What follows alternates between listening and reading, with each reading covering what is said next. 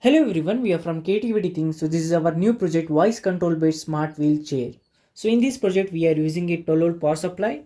This is an voltage regulatory circuitry. Our main microcontrol board which is an Arduino Nano which control the whole operation of our robot. So this is an LCD display which show the parameter of the project. So this is an buzzer and relay controlling circuitry. So this relay is controlling the light. Okay.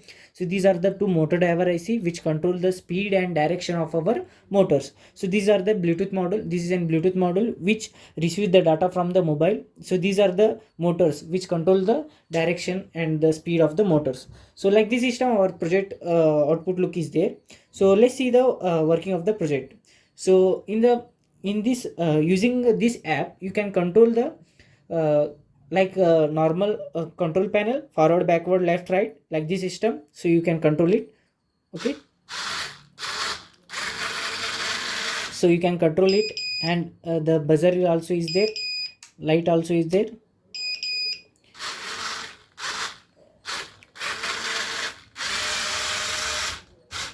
Okay, so and also you can control by voice. Okay, forward, stop, stop. Okay, so like this system you can control it. Backward,